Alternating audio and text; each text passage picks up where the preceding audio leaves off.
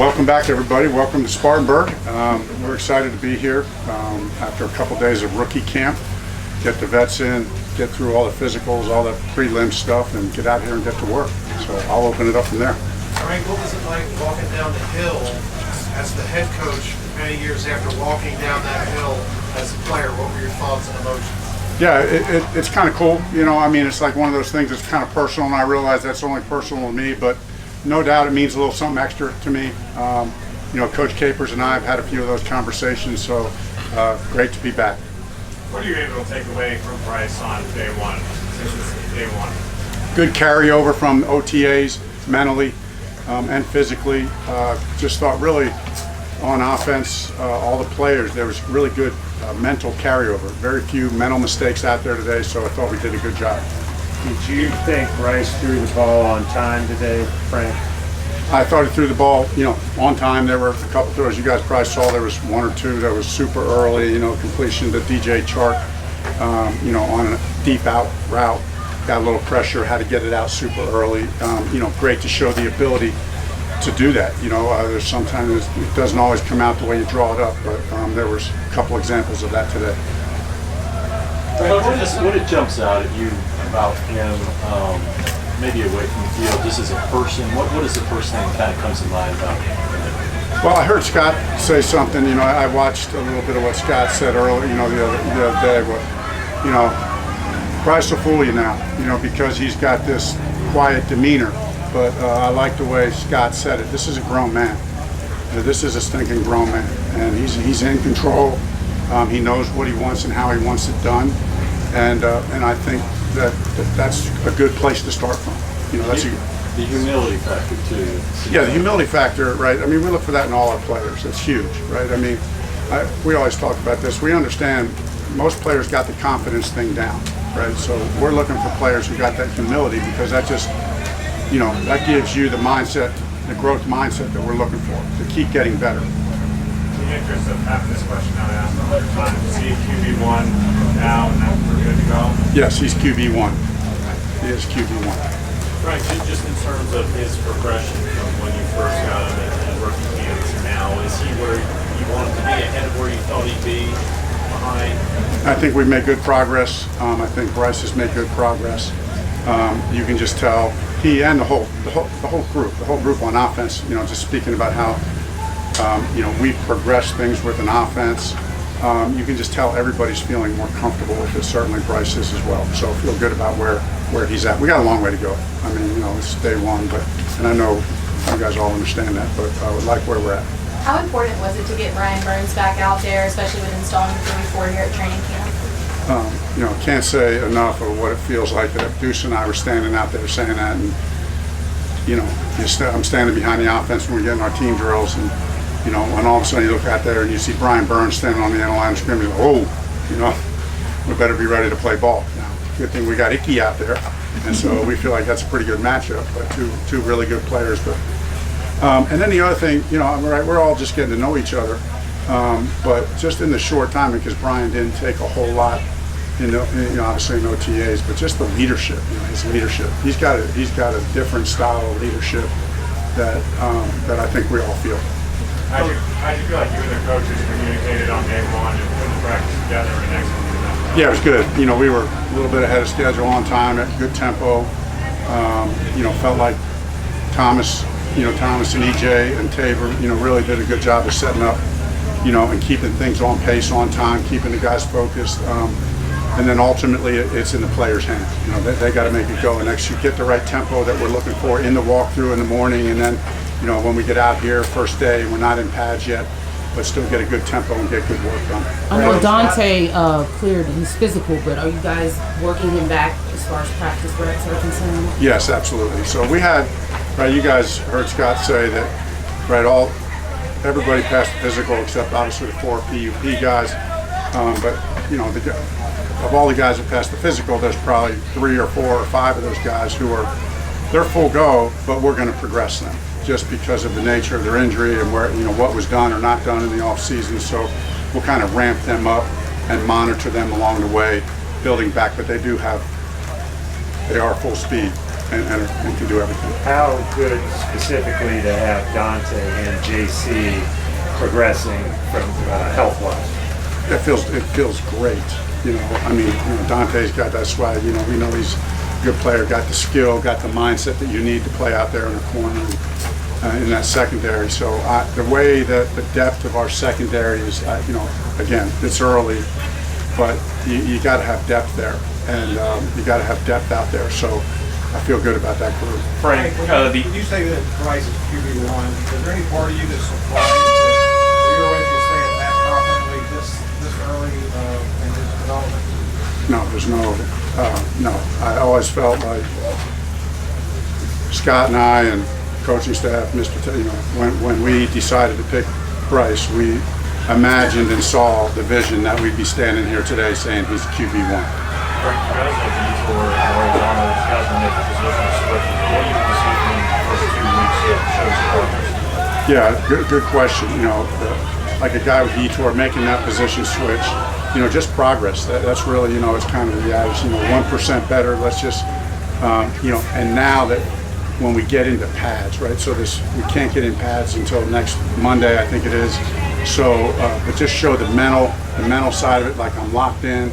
And now when we get the pads on, show the physical side of it, right? I mean, that position is a little bit different for him and what we're asking him to do from physically.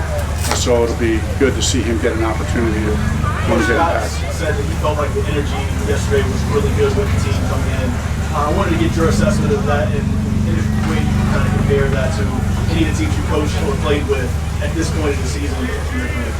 Yeah, great question. Probably wouldn't compare it.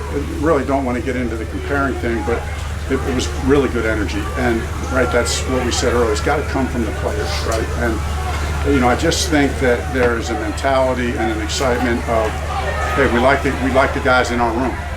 We like the guys in the locker room. I think we like the coaching staff.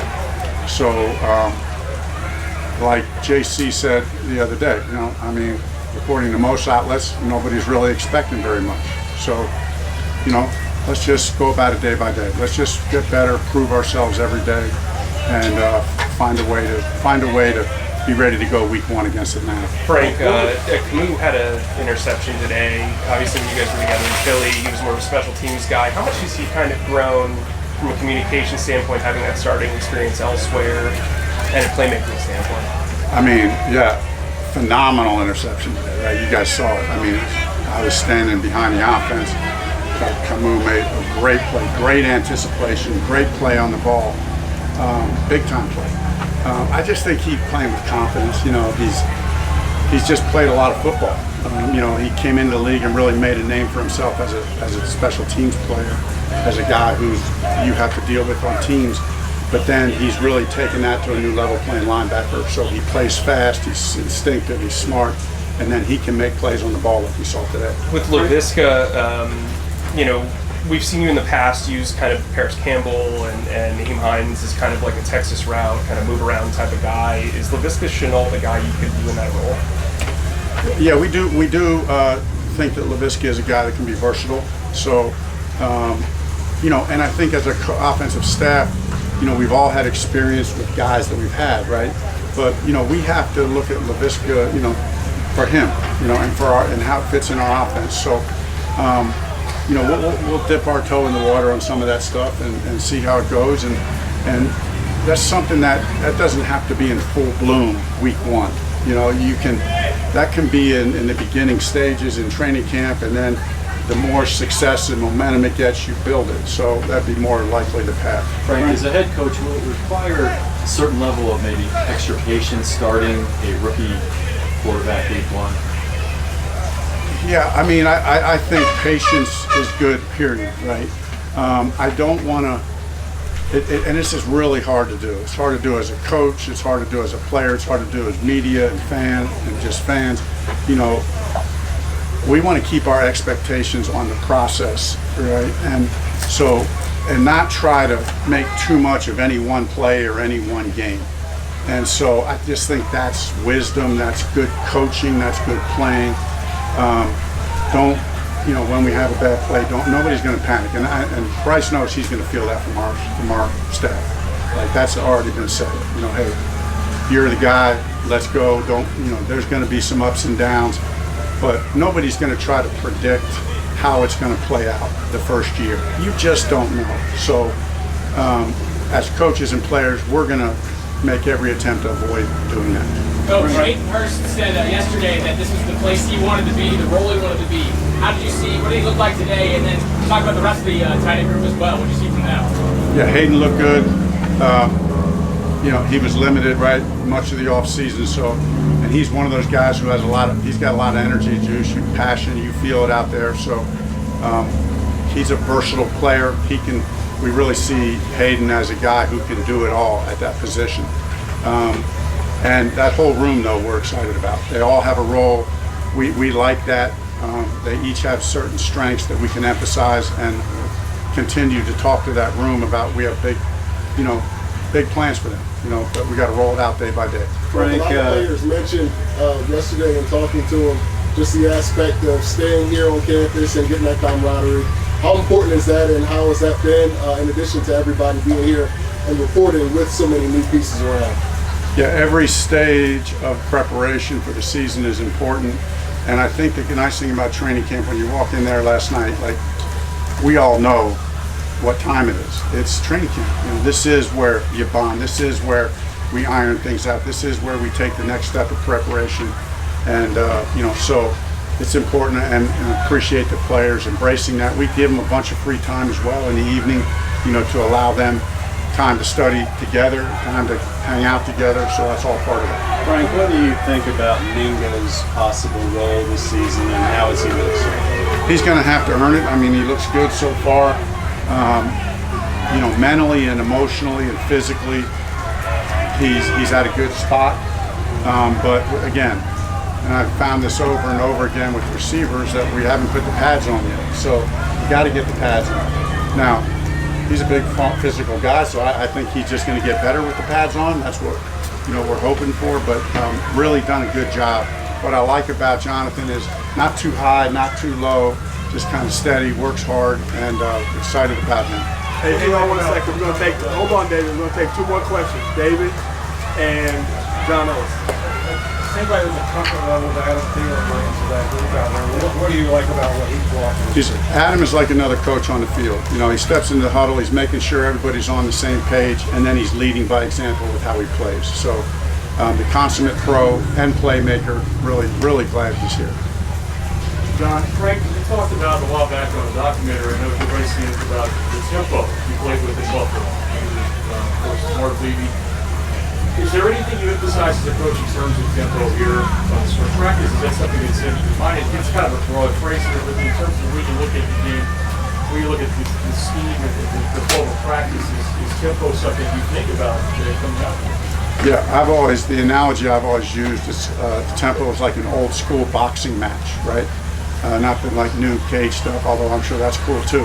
But like the old Ali versus Frazier, there's a tempo that you fight with, and sometimes you turn the tempo up, and sometimes you turn it down, and sometimes you're just trying to get out of the round and survive, and then sometimes you got them on the ropes and you put your foot on the gas. So that's kind of the way we look at it.